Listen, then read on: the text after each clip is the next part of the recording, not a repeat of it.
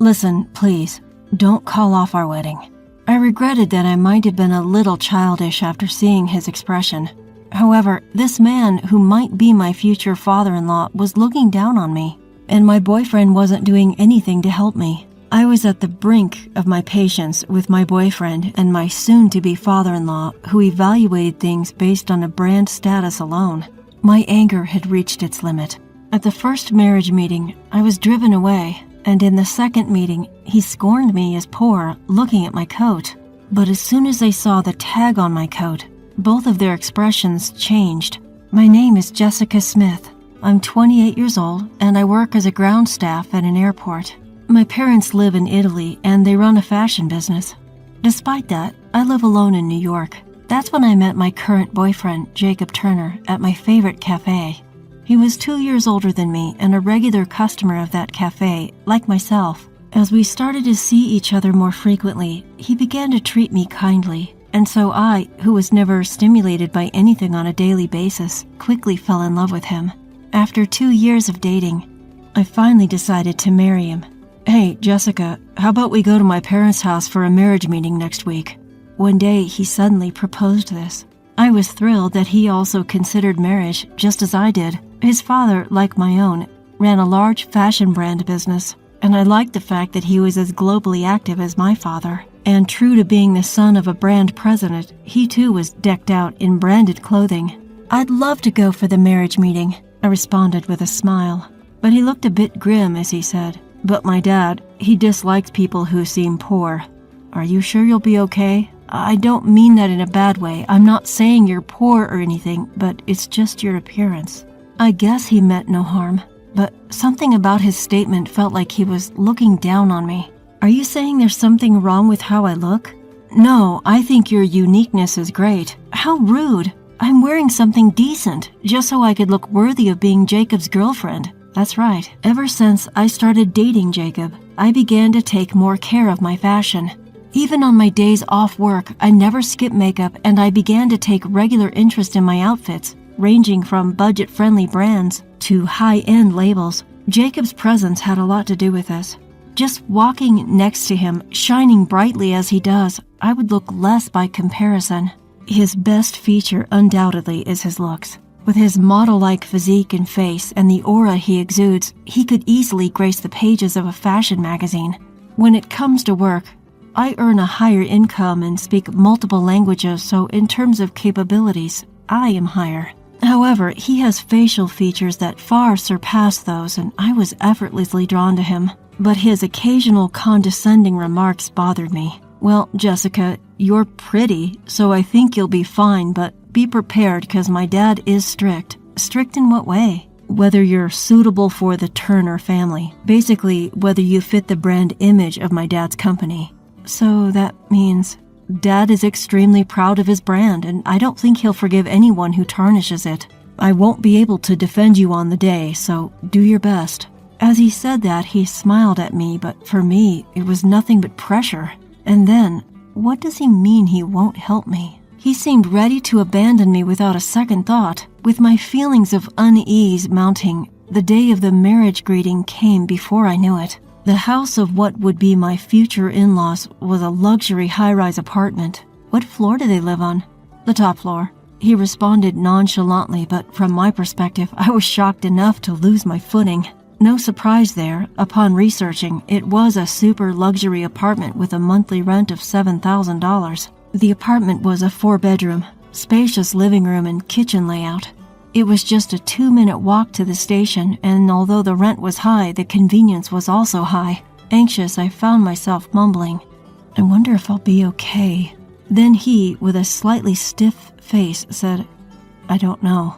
It seemed that his father's approval was more important to him than his own girlfriend.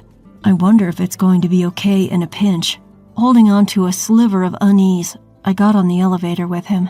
When we arrived at his place, his mother was there to greet us. Seeing her, I could tell from the way she carried herself and the expensive items she wore that the Turners were a special family. My parents also run a business, so I knew right away that everything she was wearing was high-end. "Welcome." Her tone quite cold. It was as if she wasn't interested in me at all. I was led to the living room where his father was already seated and waiting. "Jacob, is this the woman you want to marry?" "Yes, her name is Jessica. She's 2 years younger than me and works as a ground crew member at the airport." After he finished introducing me, I gave a slight nod in acknowledgement. Just as I was about to introduce myself, father-in-law asked a question that caused me to frown. "Jessica, how much did your entire outfit cost?" The coat is from the Gap and the skirt is from Zara, so in total it's probably around $300 or so." Upon hearing my response, father-in-law sighed heavily and began to berate Jacob. "Jacob, you brought this cheap-looking woman here? Are you trying to disgrace our family name?" I'm sorry, Dad." I was shocked. Not only had father-in-law just insulted me by calling me cheap, but Jacob, rather than defending me, was desperately apologizing. It was then that I realized I couldn't marry him. "That's enough. We're done here. You know I'm the CEO of a luxury brand. I can't tolerate a woman with such cheap taste," father-in-law declared, dismissing me entirely, and Jacob just stood there looking dumbfounded. Our engagement was off and we started our way back home. Walking side by side, Jacob began to grumble. "Didn't I tell you, don't dress according to your taste? Because of you, I was embarrassed in front of my parents." "What? Why can't I even choose my own clothes? When we get married, you are not going to tell me to wear clothes only from your dad's brand, are you?" Overcome with anger at father-in-law's attitude and Jacob's lack of support, my tone became harsh. Then, as if echoing my sentiments, Jacob started to get emotional too. "Yes, that's right. If you dress in his clothes, you'll shine. Please, just listen to me for once. Because of you doing whatever you want, even our marriage is in danger." "Then let's call off the marriage," I sharply retorted to his words. Jacob froze in his tracks, surprised by my firm response. With a tense face, he stuttered, "You're joking, right?" To which I replied, "I'm serious." Just like that, all his previous confidence evaporated, and he started to repeatedly apologize, begging, "Please, anything but calling off the wedding." Seeing his plea made me wonder if I had been a bit too harsh. So for now, I decided to observe the situation a little longer. We arranged to revisit the marriage greeting a week later, and if it didn't go well, the father-in-law threatened to break off the engagement. My thoughts aligned with his. "Hey, what about this outfit for a meeting with my parents?" Jacob seemed quite affected by the initial blow from the first meeting. His main concern seemed to be not upsetting his father. Clearly, his father's opinion was more significant than our impending marriage. That's why he was able to confidently suggest the same brand of clothing his father wears. "I'll choose what I wear. If you're going to interfere, let's break up right here and now." Seeing his behavior, my desire to marry him was slowly fading. So as a secret weapon, I decided to call my dad. I told him everything that had happened. Fast forward to the day of the second marriage meeting. Jacob seemed nervous from the morning. As for me, I was calm. However, one difference was my outfit. The clothing I was wearing was all made in Italy, something I had requested from my dad. He runs a brand overseas and also sells it in the US. Sensing the situation was not good, my dad had someone from his American branch deliver the clothes. Since Jacob was at work when it arrived, he had no idea about it. Looking at my new coat, he had a puzzled expression but didn't say anything due to the lack of time before our scheduled meeting. On the way to his parents' house, he pleaded with me, "Please, let's just make this meeting successful, okay? You want to marry me, don't you?" The look on his face implied that I should feel honored to have the opportunity to marry him. But inside, I wasn't excited about getting married anymore. The distrust had grown too much because of everything that had happened. I hid this from him by putting on a false smile. "I'll do my best." When we arrived at his parents' house, his father came to greet us this time. Apparently, my mother-in-law was out. As soon as we stepped into the house, my father-in-law started speaking. Hey, Jacob, what's the meaning of this? Didn't you promise to dress her in my brand?" His pride in his brand was much greater than I'd imagined. He once told me that even a pair of socks from his brand cost more than $200. "I'm sorry, Dad. Jessica insisted on choosing her outfit." Then my father-in-law let out a sigh and said, Ah, Jessica, could you please not destroy our family brand image? I mean, wearing such a cheap-looking coat. He examined my new coat closely as he spoke. That's a knockoff, isn't it? At first glance, it looks like a Louis Vuitton, but it's not. He took out his phone and started searching for something. I guess he was probably checking the price. I found it. There's a knockoff that looks just like your coat, and it's cheap too. Even if you don't wear our brand, there must be something a little better than that. My father-in-law began ruthlessly picking apart my appearance. His behavior was outrageous, and it was clear that this was no longer about a meet and greet for our marriage. Jacob remained tense in front of his father and did nothing to defend me. Well, sit down and get that $60 coat off. You look poor. He smirked as he spoke. Apparently, there was a similar product to my coat priced at $60. In reality, it's missing 3 zeros. At this point, I'd reached the end of my patience. I'm sorry, may I borrow a hanger? I tried to reach for a hanger nearby. Then my father-in-law said, for a cheap coat like that, a hanger is too good. There's a basket over there. Use that. Jacob, get it for her. He then ordered Jacob to hand me a laundry basket. He was behaving just like his father's puppet.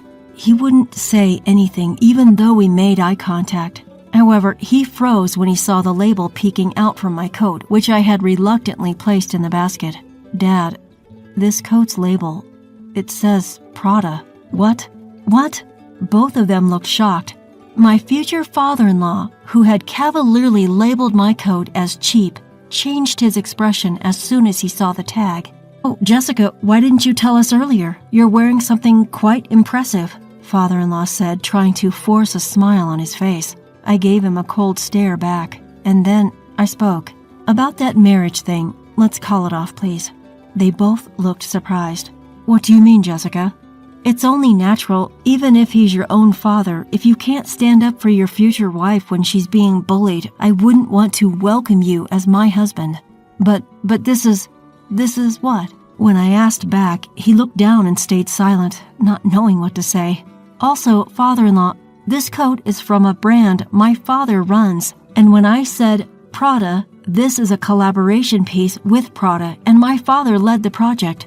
There are only 5 of these made in the world, and it costs $60,000. $60,000? Father-in-law reacted as if he had been struck by lightning. I later learned that the most expensive coat from father-in-law's brand costs around $12,000. Although that's quite high-end in general, it's not even close to mine. So, big brand CEOs judge people by their appearance, huh?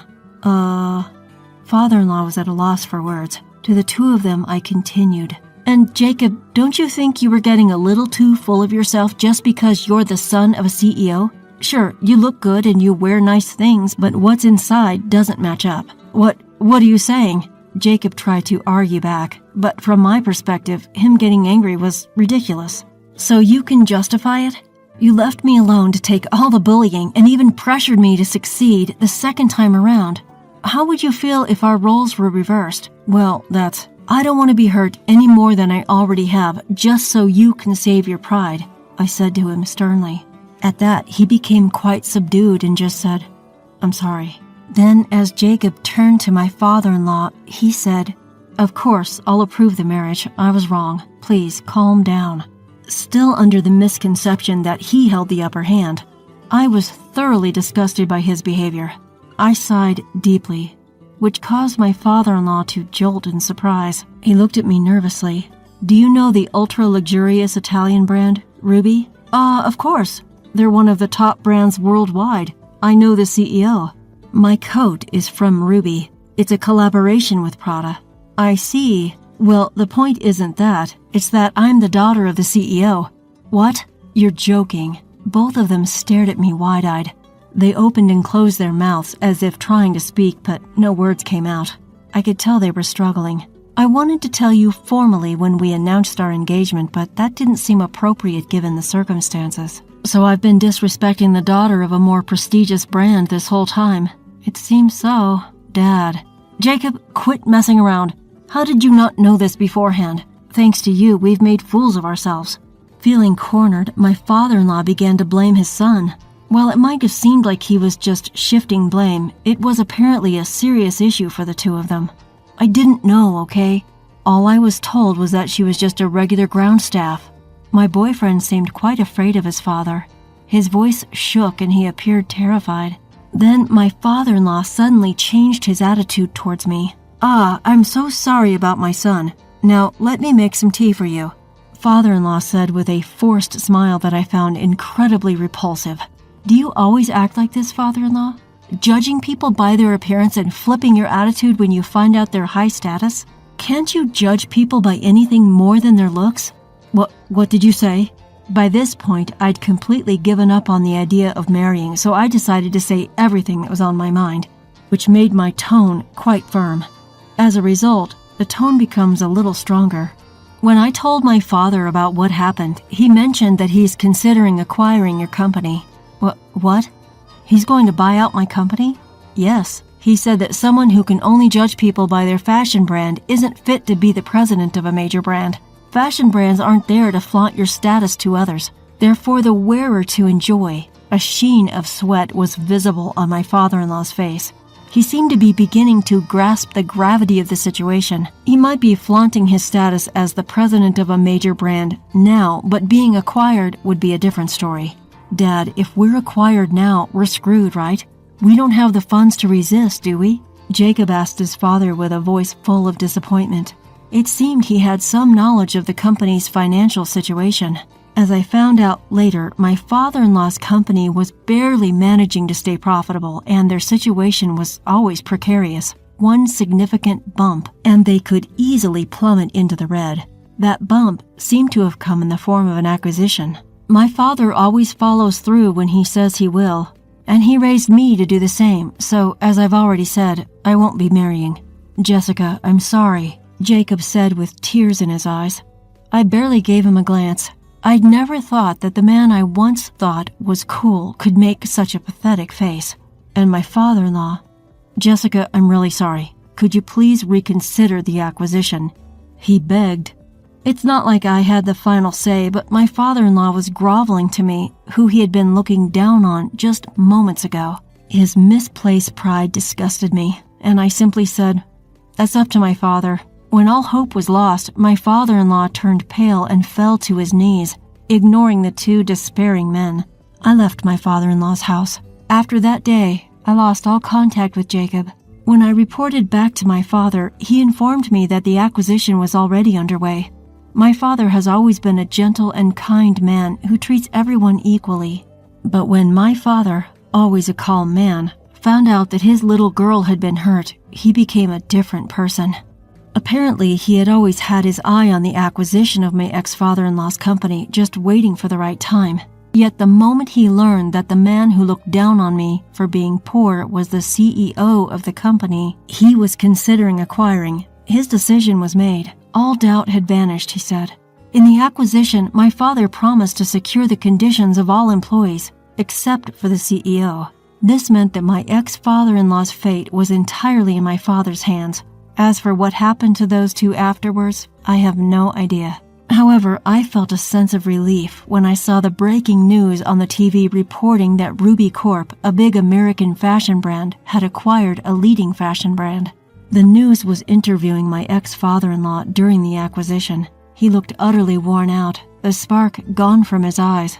My ex-father-in-law and ex-boyfriend, who both prioritized status above all else in marriage, likely unable to appreciate a person's inner value. I strongly believe that a CEO should be like my father, someone who doesn't judge solely by appearances but carefully evaluates the personality. I learned a deep lesson this time around, one that applies not only to branded goods but to all things in life. My name is Susan. I have a husband, Mark, who has a younger sister that he absolutely adores. Perhaps because of the age gap and the fact that she was weak when she was little, my husband has always doted on his little sister. It seems that my parents-in-law also wanted to be a cute girl, and she grew up splendidly selfish, and when I got married, it was rough. She made quite a scene during our wedding, wanting to wear a dress herself and insisting she should be the one to cut the cake with my husband. She even tried to convince our parents to cancel the wedding. Despite all this, I was young and thought it would all be okay as long as she wasn't nearby, so I went ahead with the marriage. In hindsight, perhaps I should have reconsidered. I'm just coming over to hang out. Let me stay the night. Tomorrow, you will show me the sights.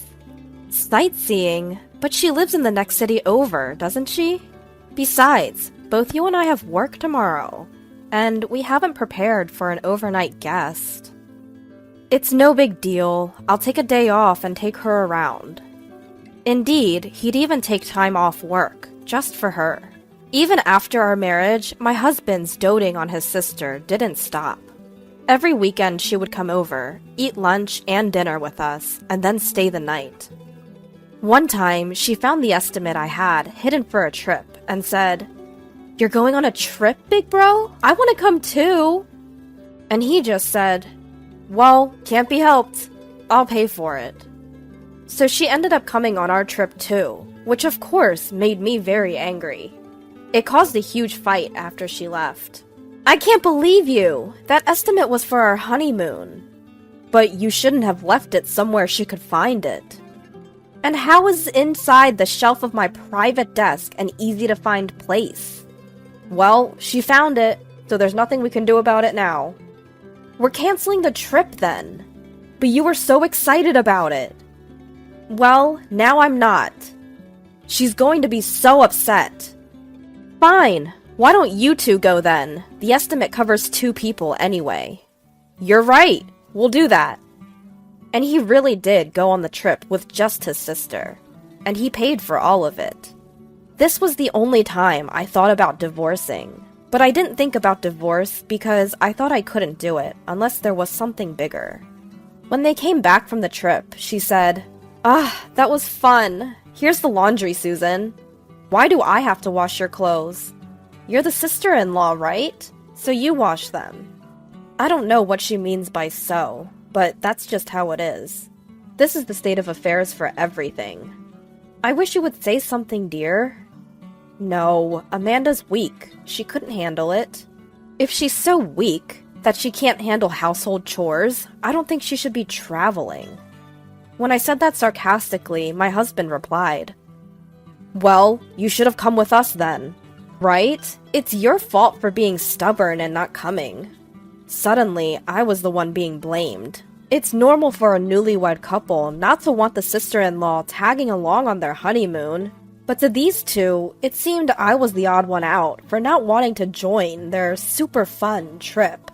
Indeed, you missed out. They joyously talked about their adventure, leaving me out.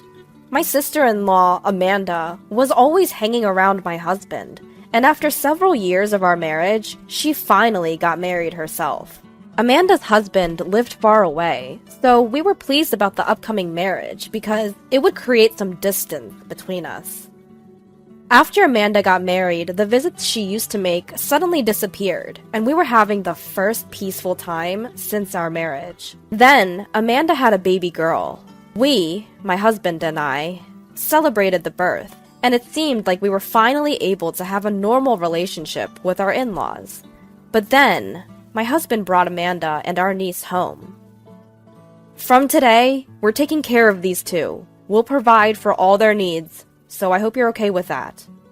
"What? Why? What happened to her husband?" "Apparently, he was having an affair, and when she confronted him, he became violent, so she fled. She's planning on divorcing him, but she doesn't have a place to stay, right? We have spare rooms, so I thought it's a good idea."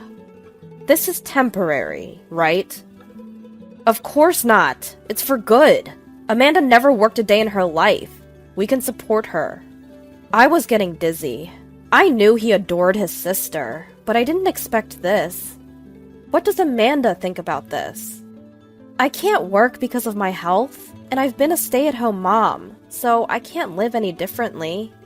"So you don't plan on leaving? You want to abandon a single mother? Besides, you don't have any children. Consider this a trial run." I burst out laughing. Until now, I had thought that divorce would not be possible without a lot of trouble. But the moment I realized that this was a lot of trouble, I thought that I could get a divorce, and laughter welled up. What's so funny? You're creeping me out. Have you lost your mind? Maybe I have. Well, that's how it is, so deal with it. Alright, you two can use my room. Seeing my apparent agreement, my husband smiled in relief, but I added, alright, so I'm getting a divorce. He looked shocked. What? That way, you'll have an extra room, and you can take care of Amanda and her daughter all you want. Yes, if I divorce, my room will become available, and my sister-in-law can continue to be a housewife as she has been doing so far. I can find someone else to do the housework. It's no different from supporting me. All I'm doing is divorcing and moving out of the house. What? Then who's going to do the housework? Amanda, you're a housewife, right? How about you do it? That's what being a housewife is about, right? Why should I? I didn't ask for this. Well, neither did I. So we're in the same boat, aren't we? Saying this, I returned to my room and began to pack my belongings. You're telling me I have to support us alone? Of course. Did you claim you could support us knowing you couldn't? Faced with this, my husband's face became tight. Seems like that's true, huh? But I won't have anything to do with it anymore. We can discuss the rest later. Saying this, I left the house in the middle of the night. I got a hotel and contacted my parents. My parents were shocked at the unexpected call in the middle of the night, but they understood when I explained the situation, telling me I could return home tomorrow. Calls kept coming in from my husband and my sister-in-law on my cell phone, but it was too noisy, so I turned off the phone and went to sleep. When I woke up in the morning, there were a mountain of voicemail and emails. The general content was, I'm sorry for the sudden change. I'm waiting for your call. Sorry for the sudden request, but I have nowhere to go as I've also run away. Please come back. Please listen to what I have to say. Alongside these pleas were messages like, stop sulking and come back. I won't be responsible for your belongings. You're my brother's wife, so you better not defy me. Come back soon and make dinner, okay? Threatening emails like this, and even some with violent language, had come in. I copied all of them and got them printed out at a convenience store on the way back to my parents' house. When I arrived at my parents' house, they greeted me, saying, why did you put up with this for so long? You should have come back sooner. Absolutely, you are going to divorce him, right? They were even angrier than I was. I had been worried about being scolded or being told that divorcing over something like this was an overreaction. But my anxiety and tension were released and I broke down, crying. I explained everything that had happened. How I had reached my breaking point when my husband brought home my sister-in-law and niece. They suggested that I should first contact my in-laws. After all, since I had left, I had not heard anything from my in-laws. It made me wonder, why hadn't my doting sister-in-law returned to her parents' house, despite being cheated on? I decided to ask. When I went to visit my parents-in-law, it seemed that my sister-in-law's husband, Christopher, was also there. I explained that my sister-in-law and niece were currently living with my husband, that I had rejected this, and ran away to my parents' house. I see. So Amanda said that. Is that not true? I didn't expect Christopher to do such a thing, though. The one having an affair is Amanda. We even have evidence. I see. I understood after hearing from my sister-in-law's husband. She wouldn't be able to go to her parents-in-law's house then. I understand we have spoiled her, but I didn't expect it to go this far. I'm really sorry for causing trouble to Susan, too. Then it occurred to me. I wondered if my husband knew the truth and was hiding it. Actually, I think my husband knew and brought her home on purpose. I believe so. Amanda often said she was going to visit your husband on the days she was cheating, and we received photos of them dining together. But since you weren't in the photos, we grew suspicious and found out she was having an affair. It seems my sister-in-law used my husband as an alibi. With that in mind, I decided to draw out the two who seemed to still be hiding from my in-laws. I sent a single email to my husband. After thinking it over, I feel sorry for Amanda who was cheated on, and I think I should hear her out one more time. I'll come home tonight, so please wait for me. Deciding just to send that, I plan to go to my house at night, bringing my sister-in-law's husband and my in-laws. I had my sister-in-law's husband wait at the front door and rang the bell. When I rang the bell, I could hear the sound of someone rushing to the front door. As I opened the front door and said, "I'm home," both my sister-in-law and husband came out. "You're late. Are you going to make dinner?" "I'm hungry." "Finally, you're back." The house was so messy that there was barely any room to step. It was hard to believe it had only been left unattended for a day. Seeing this, my mother-in-law pressed her temples. My father-in-law turned red-faced. My sister-in-law and husband, who had made it to the front door, turned pale-faced. And I was amused at the contrast. "Why are Dad and Mom here? And why is Christopher here too?" "Well, I thought it would be hard to take care of everything on my own. And don't you think it's better if we get some help from your parents? I wasn't told Mom and Dad would be here. And Christopher too. You're causing trouble, even for your sister-in-law. What do you want to do?" "But having an affair is different." "What? Amanda, you were cheating." Feigning surprise, I received a glare from my sister-in-law. "Did you know?" When I looked at my husband, he was mumbling something, but he did not deny it. It seemed he knew about the affair. "So you knew, lied about it, and planned to have me take care of her." "Well, she's family, so you would trust Amanda, right? You were trying to make me do that? But if she went to in-laws' parents' house, you would definitely blame Amanda. She's a stranger to me." When I replied that, my sister-in-law said, "But I wasn't cheating. I was with my brother." I spoke with Christopher and saw the photos, but I don't know anything about it. Rather, you two were having meals together. We haven't been dining out for a while. "No, it's not like that. I didn't know about the affair, and she just asked me to take pictures to create an alibi. So please, don't divorce me." "Wait, brother!" At this point, it seemed he realized he misspoke, but it was too late. My husband, who had confessed to creating an alibi, had a face of regret. "With that, the alibi is hopeless. Your parents heard everything, you know." "No, that was my brother." "It's futile. There's plenty of evidence besides the alibi. I'm going to get a divorce." "No way." The husband of the sister-in-law pulled out documents from the bag he had. Out they came, plenty of evidence stuffed full into a brown envelope. Then he took out an IC recorder, which seemed to have recorded our current conversation. It seems it also recorded the fact that my husband was aiding in the fabrication of an alibi. "I'll be asking for a divorce too." "No, there's no need for a divorce." "Why do you think I could live with a person who knew about the affair and covered for it? Even if such a person exists, I can't. Let's get divorced." "No, no way." The mother-in-law broke down crying pathetically. The father-in-law was about to hit someone, but he was desperately holding back, and his clenched fists were trembling. Then they turned to me and bowed their heads, saying, "We will strictly supervise this child. We will take care of Sarah until everything is over. Susan, we are sorry for the trouble."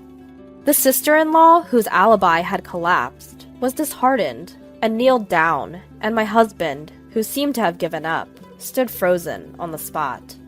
After that, the sister-in-law and her husband divorced. My husband and I also divorced. When we divorced, the IC recorder borrowed from the sister-in-law's husband was submitted. I received a small alimony, and my short married life came to an end. The custody of the niece was handed over to the sister-in-law's husband, and I was relieved. The sister-in-law and husband seemed to be living under the supervision of their parents, and the luxurious and arrogant life was forbidden for them, and they seemed to be living a tough life. Since then, I have occasionally been in touch with the sister-in-law's husband and have been allowed to see my niece. Thank you for that time. The sister-in-law's husband bowed his head. No, I didn't do anything special. I waved my hand back and forth to deny it, but the sister-in-law's husband shook his head and said, "Actually, I was worried about whether I could get custody of my daughter. Custody is easier for the mother to get, and it seems that the father has a low chance of getting it unless there is a significant reason. Even though Amanda cheated on you? She's still young. It's difficult unless she can make her own decisions. But I thought I could definitely get it if there was the fact of cheating, and that the person who was involved in it will live with us at my wife's parents' house from now on." It seems that whether the fact that my husband was involved in the fabrication of the alibi could be confirmed or not was the key to whether or not he could get custody. So, I was able to get custody because Susan recognized the fact of the alibi at that time. I'm glad. It seems that Sarah can live safely. It seems that my niece will live at the sister-in-law's husband's house from now on. I am currently living at home, and I am about to move back to living alone. I can't always rely on my parents. After all, I should trust my instincts. I should have called off the marriage then. I've had enough.